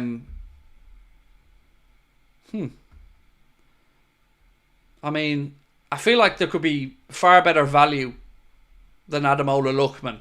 And I also don't know how much faith to put in that post, by the way, on it. But 70 million euro, by the way, for those people asking, which is about, I think, 61 million pounds, something like that. Essex Copboy, again, mate, thank you so much for your super chat. Said, we're all in the same boat, Craig. Never apologise your voice or to voice how you feel. Trudy, your Anfield Agenda family are here when you need us. And that part, I know, I don't even need to reinforce. That's what makes our community different, is the last part of your message there, Essex Copboy, and everybody in the chat. It's easy to say people care, you know, but I've got to know you guys. Some of you personally, some of you just through the chat. And it really is a community that gives a shit about each other. Because I think a lot of us are here for that human connection. I know I am, for that human connection. Because I'm lucky, I've got a wonderful family. But they're not football. You know, they're not football fans. My wife, my daughter, my son, they're not really into football. They're amazing people. But I need my football connection, right? I need my Liverpool family.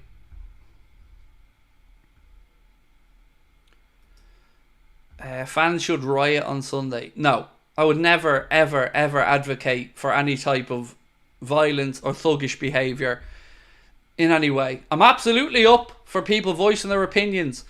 And say what you want about this channel. You'll never, ever hear me asking anybody to troll or to be abusive. I'll ask you to ask John where the money is, and I'll talk about him from a footballing perspective, but I won't go in on his personal life. I won't go in on many other things. I'm just critical of the football side of things. That's where I draw my own line. I don't go into anything like that. and I'd certainly never ask anyone to or condone anyone to be disruptive in that way, mate. No. Protest, absolutely. But no breaking stuff, right? And no, that's not. We're better than that. And remember, it's Slot's first game at Anfield as well as Liverpool manager. Competitive game. So Arnold deserves the big welcome.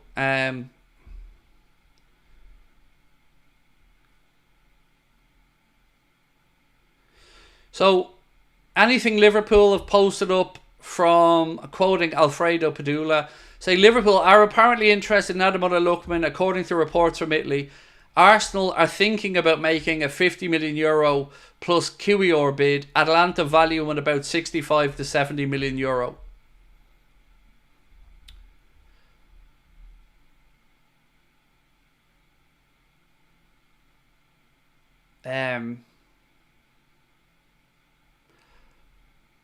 It would be interesting, but another left winger. I guess, look, I have to take my own advice here and think that somebody could play on the right side. But again, I'm going to say that's the area of the pitch I think we're best stocked in.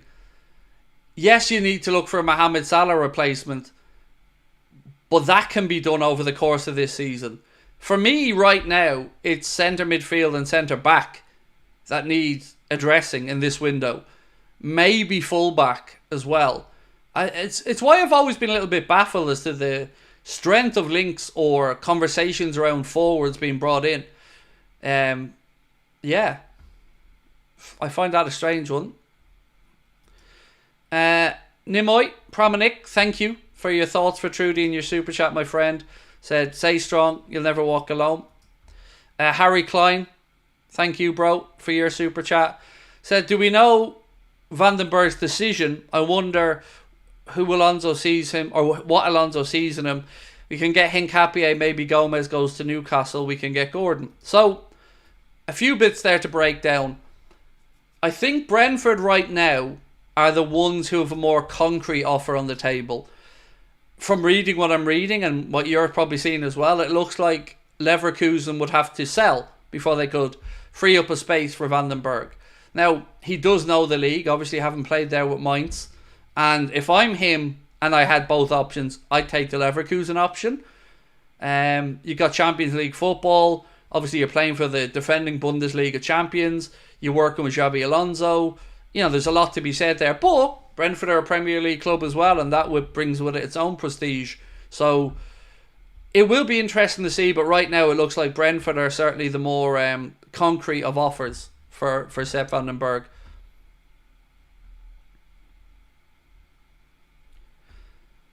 Alphonso Davies could be an option. Not happy at Munich, and Madrid reluctant to make a bid. I think Madrid are trying to just play the waiting game there again. Isn't he gone into the last year of his deal at the minute, or am I wrong on that with Davies? Liverpool signed Gravenberch in the last day of transfer window. Yep. But we'd already done quite a bit of business in that window. And we're reacting to not getting Caicedo. And look, that was a good signing for a good price. But then we were linked all summer with selling him to Galatasaray, which I never understood either. But we've done nothing in this window. Nothing. And Wednesday's pretty much over. So now we're into the 22nd. 8 days left.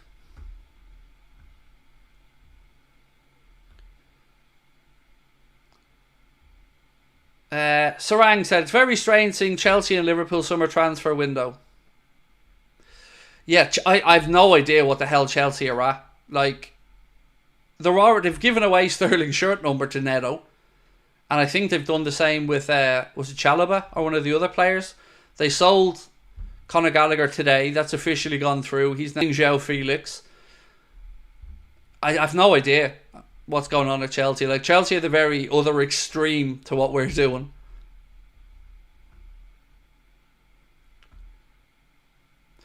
Aileen said, Liverpool target William Pacho went to PSG. People don't speak enough about this. He's so good and left-footed. There was a little bit about it, Aileen, maybe a week ago, saying that Liverpool made a move for him, but he'd already given his word to PSG. which again would make you feel like, why are we leaving it so long in all of these scenarios? If we have an interest in a player, why not, let that player know? Because if you look at Caicedo, he said that Chelsea were always there, never wavering, always believing in him, always telling him they wanted him, always saying he was the number one target. Liverpool, according to an article I read, had shown interest in him, then backed away a bit, and then came in strong at the end again.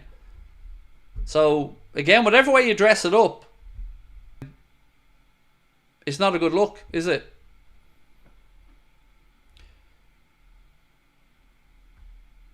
Do you remember when Slot said to be surprised if he did make a signing? Absolutely.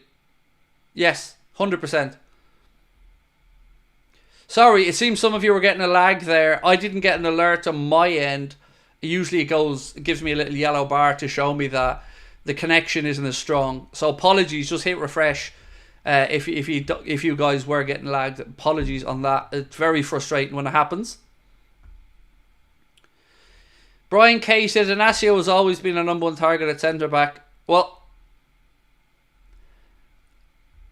there. I'm getting the yoke now to show me that there's a lag. Yeah. I'm getting it there.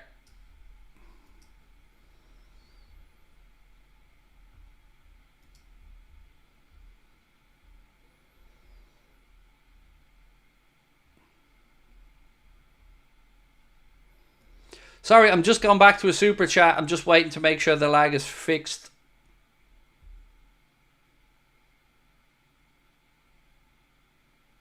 Apologies on the lag. I want to bring up Horder's super chat that I missed. Said, do you still think we will buy 2 or 3 players? I'm going to leave that up on the screen for a minute, mate, because I missed it. So, as an extra apology. I mean, it'd be a lot to do in such a short period of time, wouldn't it?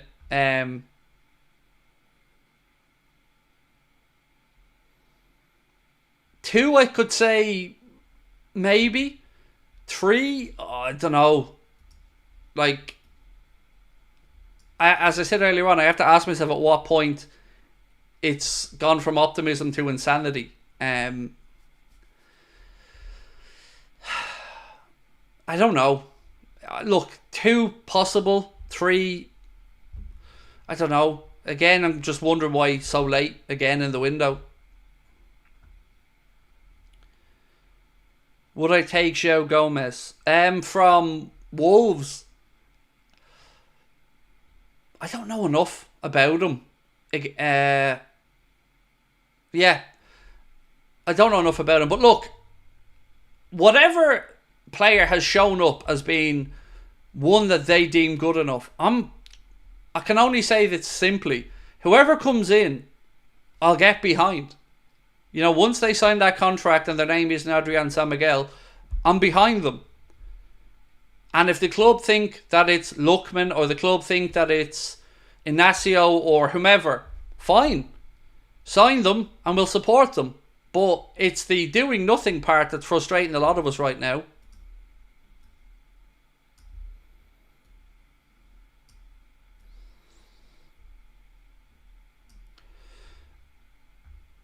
Somebody said a minute ago something about Inacio being a number one target all the way through. That's certainly never been something that I've heard. But that doesn't mean that you're wrong and I'm right. I haven't got a clue.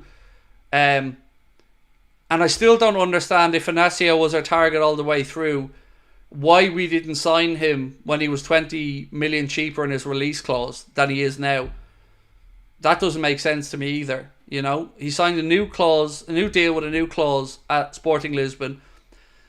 And again, my answer to this is, if it is Inacio, I'm absolutely open to that. But leaving it this late in the window is hardly going to endear us to Sporting anymore, because they don't really have much time to find a replacement then.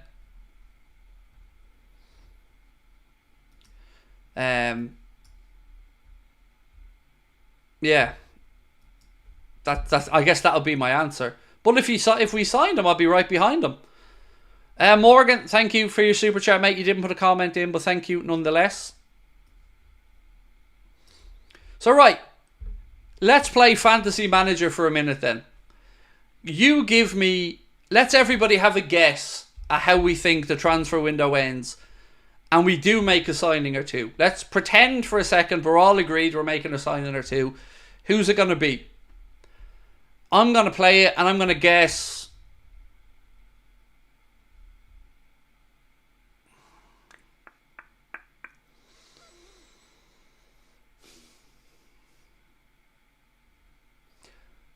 I'm going to guess it's two names we've not spoken about. That's not much help, right? It's not a great guess. But I can't see it being a Kubo. I can't see it being anyone we've discussed. I can't see it being Inacio for the reasons I've spelled out.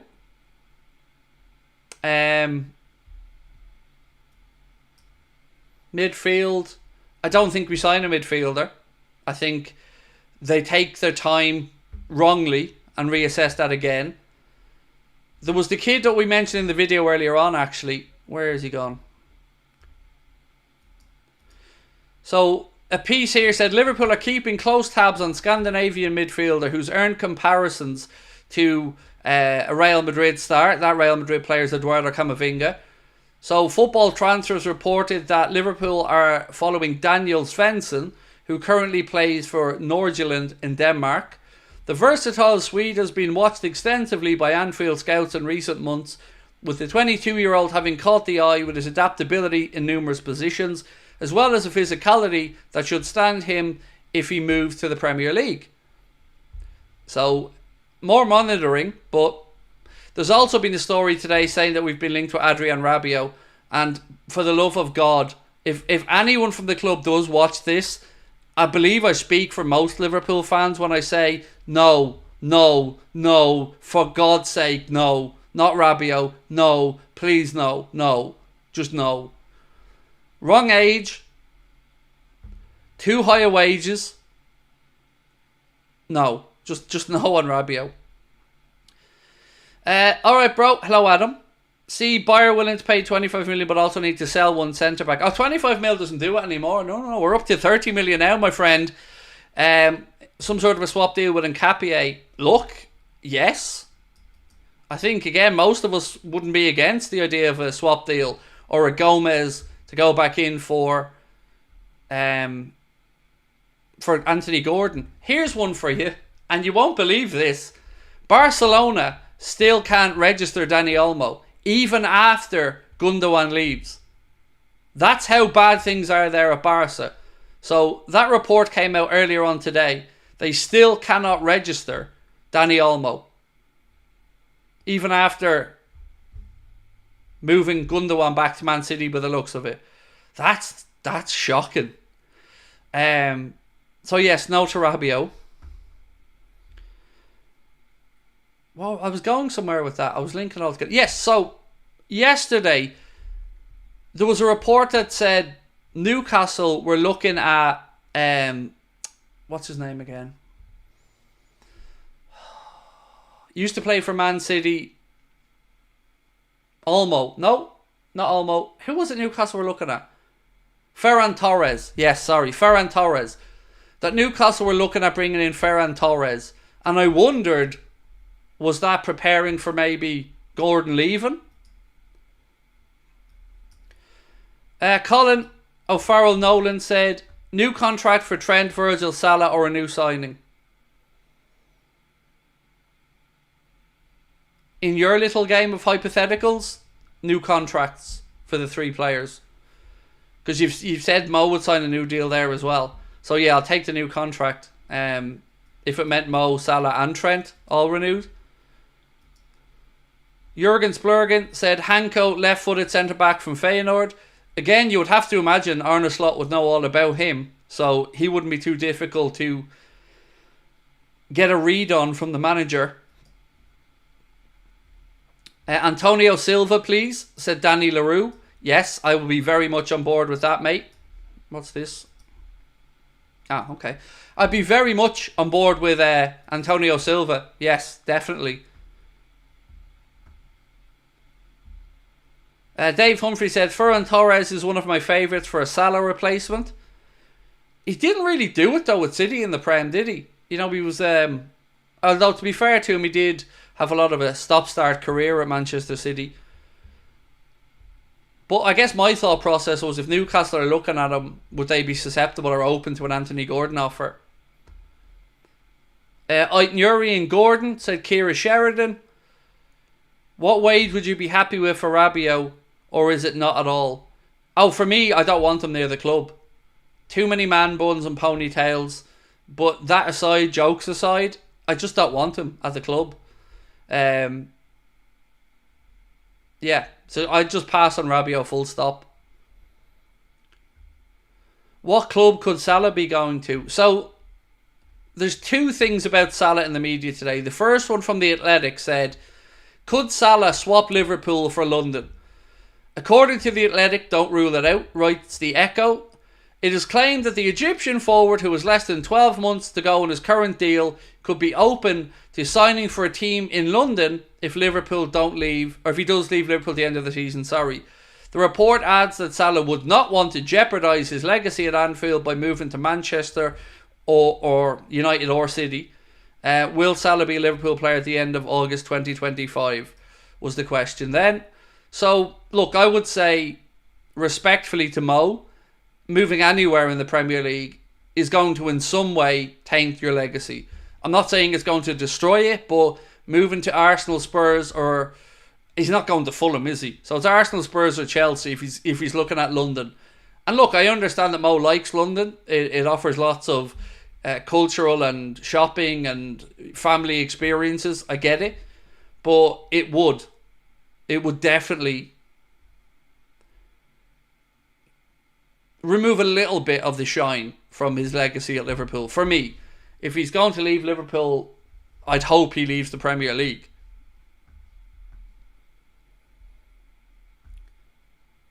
I think we get Mamadashvili and Capie or Inacio and renew Trent's contract, said Issa. I'm still baffled at the lack of urgency about Virgil, because whatever Michael Edwards wants to say about not giving players in their 30s longer deals, Virgil's just come off a better season than the season before. He's just gotten into the Premier League Team of the Year again. I think it's his 5th time. And his statistics last year were top notch. So he's definitely not on the decline statistically. So I don't understand why he isn't given at least a 2-year option, or 2-year extension with the club having an option of a third maybe. It feels like, again, from the outside, the club are taking a lot of these guys' love for the clubs for granted.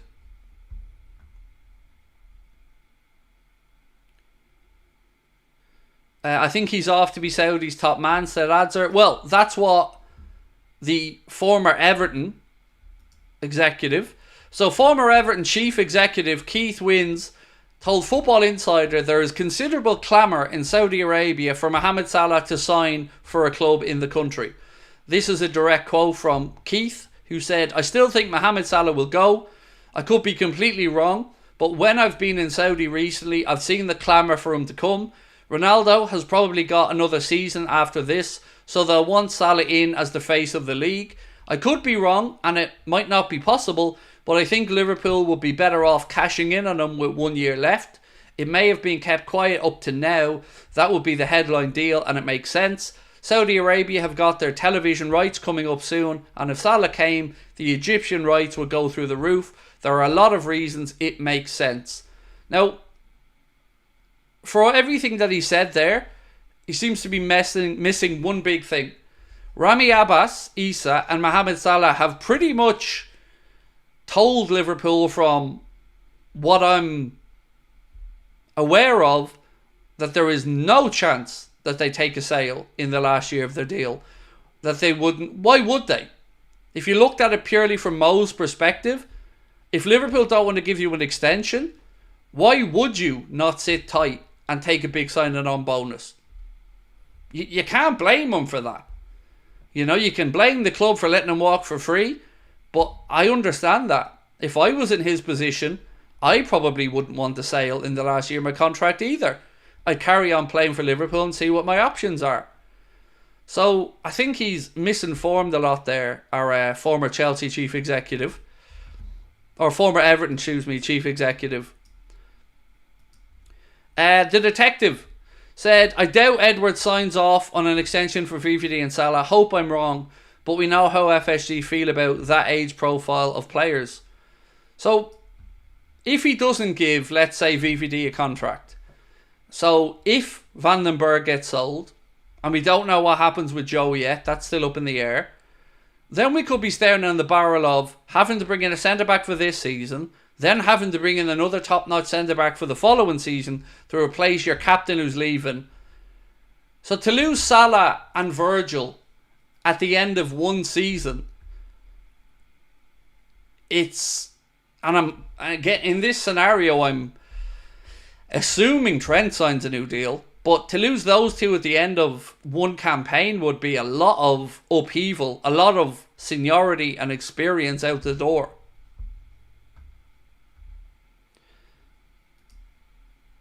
Jordan, thank you my friend, said, just got home from work, how have you been today? I won't lie to you mate, I'm getting pretty tetchy now about the lack of activity in the market. It's certainly into squeaky bum time for me with regards to what the club are at. But look, I'm going to go record a recap now of the news that's come out since we've been live, the news that was here when we spoke and started the stream tonight. As always, I want to say thank you to everyone that's joined us. It's been another 2-hour stream where you guys have shown up and been incredibly helpful, interactive. We appreciate that. There is a podcast episode that went out last night with myself and Jack Gill speaking about everything. So if you're a podcast listener, please do check that out. We will be back tomorrow. I won't be recording a video till about 6. I'm at the physio tomorrow trying to get my jaw fixed a little bit. So I won't be around during the day, but I will be back tomorrow night. Don't forget as well, the tickets are currently on sale for our live show in Liverpool. If you want to come and see us, you can get your tickets with the link in the description. And just thank you for being amazing as always. Much love to you. Keep an eye out for the video dropping in about 15-20 minutes. It will give you a recap on all of the news, and I will see you at some stage tomorrow. Much love.